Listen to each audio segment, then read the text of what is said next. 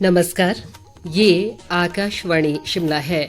अब आप पूनम शर्मा से प्रादेशिक समाचार सुनिए। आज के मुख्य समाचार: कोविड महामारी से प्रभावित अर्थव्यवस्था को पटरी पर लाने के लिए केंद्र सरकार ने कई राहत उपायों की घोषणा की। स्वास्थ्य क्षेत्र के लिए 50,000 करोड़ होंगे खर्च। केंद्रीय रक्षा मंत्री राजनाथ सिंह ने वर्चुअल माध्यम से हिमाचल के सामरिक दृष्टि से महत्वपूर्ण 3 पुलों का किया लोकार्पण। मुख्यमंत्री ने जताया आभार। सिरमौर जिला के शिलाई उपमंडल में पशोग नामक स्थान पर वाहन के खाई में गिरने से 9 लोगों की मृत्यु।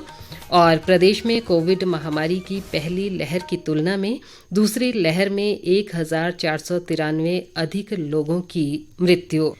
देश भर में 18 वर्ष से अधिक आयु के सभी लोगों के लिए सरकारी केंद्रों में निशुल्क टीकाकरण अभियान चलाया जा रहा है।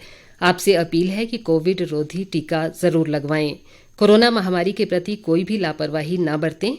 जब तक आवश्यक न हो घर से बाहर ना निकलें और इन आसान उपायों का पालन करें। मास्क लगाएं, 2 गज की सुरक्षित दूरी बनाए रखें, बार बार हाथ धोएं और चेहरा साफ रखें। कोविड से संबंधित जानकारी और मार्गदर्शन के लिए राष्ट्रीय हेल्पलाइन काम कर रही हैं। इनके नंबर हैं 011-2397-8046 और 1075। अब समाचार विस्तार से।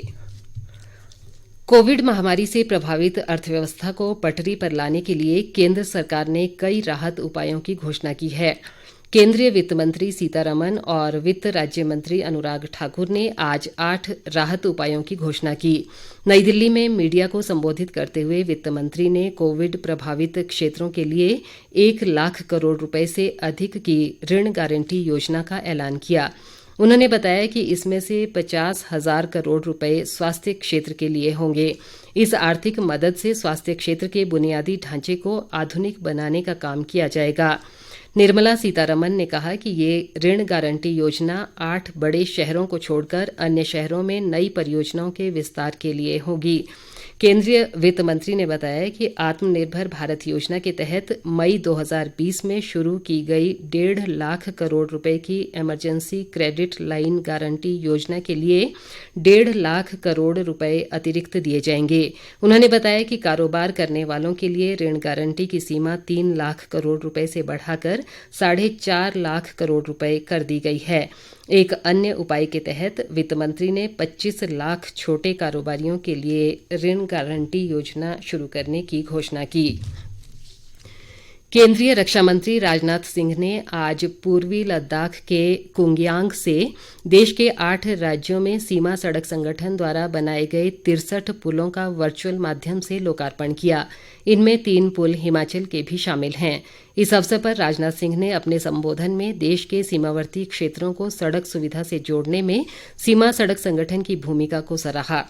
इस कार्यक्रम में शिमला से वर्चुअल माध्यम से शामिल हुए मुख्यमंत्री जयराम ठाकुर ने प्रदेश के लिए 3 पुल समर्पित करने पर केंद्रीय मंत्री का आभार जताया। सामरिक महत्व के लिए ये तीनों पुल सीमावर्ती किन्नौर जिले में भी सीमा सड़क संगठन द्वारा बनाए गए हैं।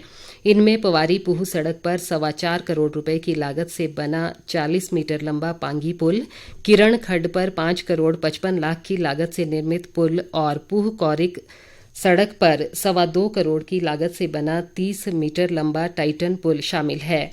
मुख्यमंत्री ने कहा कि इन तीनों पुलों के निर्माण से भारत तिब्बत सीमा की तरफ रसद ले जाने में सेना को मदद मिलेगी और जनजातीय क्षेत्र के लोगों का आवागमन भी आसान हो जाएगा।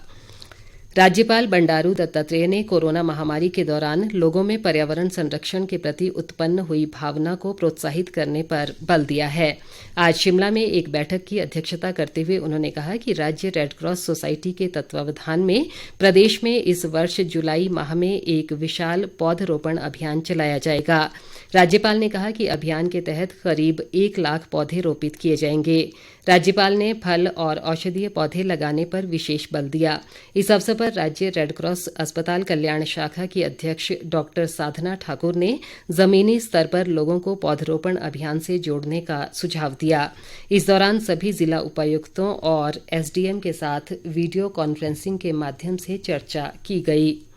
शहरी विकास मंत्री सुरेश भारद्वाज ने शिमला जिले में सेब सीजन के सुचारू संचालन के लिए सभी संबंधित विभागों को तालमेल से कार्य करने के निर्देश दिए हैं।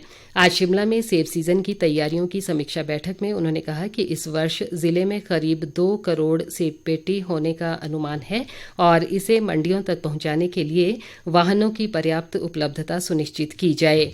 सुरेश भारद्वाज ने संपर्क मार्ग और पंचायत स्तर तक जाने वाली सभी सड़कों को सुधारने के अधिकारियों को निर्देश दिए। इसके अलावा उन्होंने शिमला जिला की सभी मंडियों में मूलभूत सुविधाएं स्थापित करने को भी कहा। सुरेश भारद्वाज ने कहा कि बागवानों की सुविधा के लिए इस वर्ष 2 करोड़ क्रेटें उपलब्ध करवाई जाएंगी। उद्योग मंत्री बिक्रम ठाकुर ने कहा है कि सोलन जिले के परवाणू में स्थापित हिमफेड के कंट्री लिकर बॉटलिंग संयंत्र को स्थानांतरित नहीं किया जाएगा और इसका संचालन राज्य सामान्य उद्योग निगम द्वारा ही किया जाएगा। आज शिमला में हिमफेड और उद्योग निगम के अधिकारियों के साथ एक बैठक में उन्होंने ये बात कही। सिरमौर जिला के शिलाई उपमंडल में टिम्बी बकरास मार्ग पर एक वाहन के खाई में गिरने से 9 व्यक्तियों की मृत्यु हो गई। नाहन से हमारे संवाददाता शैलेंद्र कालरा ने बताया है कि चडेऊ से बारातियों को लेकर बकरास की तरफ जा रहा ये वाहन पशोग नामक स्थान पर चालक के नियंत्रण खो देने से खाई में जा गिरा। वाहन में अधिकांश युवा सफर कर रहे थे, लेकिन वाहन में सवार लोगों की संख्या का अभी तक पता नहीं चल पाया है। प्रदेश में चलाए जा रहे टीकाकरण अभियान के तहत आज से शिक्षकों, गैर शिक्षकों सहित स्नातक अंतिम वर्ष के विद्यार्थियों को टीका लगाया जा रहा है।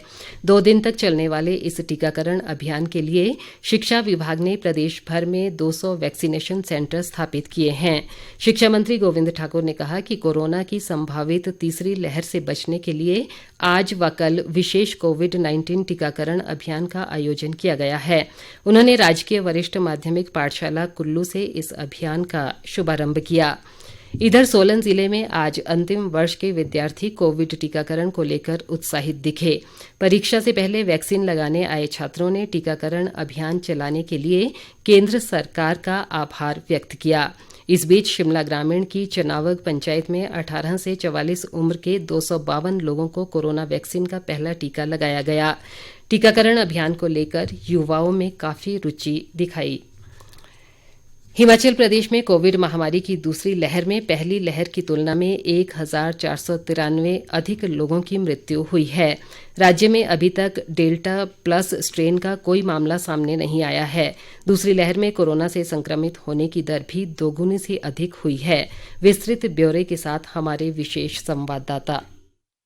प्रदेश में कोरोना महामारी की पहली लहर में संक्रमितों की संख्या 58,403 थी, जो दूसरी लहर में इस वर्ष 21 जून तक 1,43,262 हो गई। यानी कि दूसरी लहर में संक्रमण की दर दोगुनी से अधिक देखी गई। कोविड-19 की दूसरी लहर में हिमाचल में मृत्यु दर 1.68% से बढ़कर 1.72% हो गई, जबकि संक्रमित होने की दर भी पहली लहर की तुलना में दोगुनी रही। स्वास्थ्य विभाग के अनुसार हिमाचल में कोविड-19 के पॉजिटिव मामलों के परीक्षण के लिए 1113 सैंपल राष्ट्रीय रोग नियंत्रण केंद्र नई दिल्ली भेजे गए थे। यहां से मिली रिपोर्ट के अनुसार 109 नमूनों में यूके स्ट्रेन की उपस्थिति देखी गई, जबकि 76 सैंपल डेल्टा स्ट्रेन के लिए पॉजिटिव पाए गए हैं। हालांकि राज्य में अभी तक डेल्टा प्लस स्ट्रेन का कोई मामला सामने नहीं आया है। राज्य सरकार कोरोना की संभावित तीसरी लहर के लिए सभी उचित कदम उठा रही है और इसे देखते हुए कोविड टीकाकरण को तेजी से चलाया जा रहा है। रितेश कपूर, आकाशवाणी समाचार, शिमला। ग्रामीण विकास व पंचायती राज मंत्री वीरेंद्र कंवर ने कुटलैहड़ विधानसभा क्षेत्र की विभिन्न पंचायतों में जनसमस्याएं सुनी और अधिकांश का मौके पर निपटारा भी किया। इस अवसर पर उन्होंने बताया कि क्षेत्र में 150 करोड़ रुपए से अधिक की धनराशि जल शक्ति विभाग के माध्यम से खर्च की जा रही है। प्रदेश कांग्रेस अध्यक्ष कुलदीप राठौर ने कहा है कि राज्य सरकार को चुनावों में सत्ता की ज्यादा चिंता सता रही है और बढ़ती महंगाई व बेरोजगारी पर कोई मंथन नहीं हो रहा है।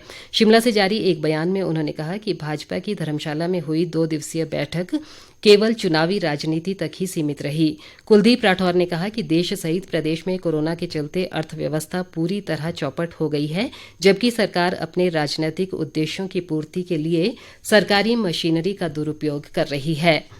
प्रदेश में आज कोरोना संक्रमण के 148 नए मामले आए हैं, जबकि 206 लोगों ने कोरोना से जंग जीती है। प्रदेश में 1691 सक्रिय मामले हैं, जबकि 1,96,629 लोग उपचार के बाद स्वस्थ हो गए हैं। कोरोना संक्रमण से आज 3 लोगों ने अपनी जान गंवाई है, जिन्हें मिलाकर प्रदेश में अब तक कोरोना से मरने वालों की संख्या बढ़कर 3,460 हो गई है।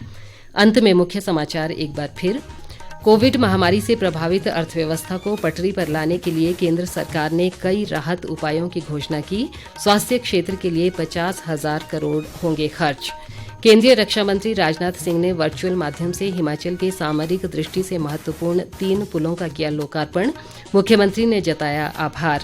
सिरमौर जिला के शिलाई उपमंडल में पशोग नामक स्थान पर वाहन के खाई में गिरने से 9 लोगों की मृत्यु। और प्रदेश में कोविड महामारी की पहली लहर की तुलना में दूसरी लहर में 1,493 अधिक लोगों की मृत्यु। इसी के साथ ये समाचार बुलेटिन समाप्त हुआ। नमस्कार।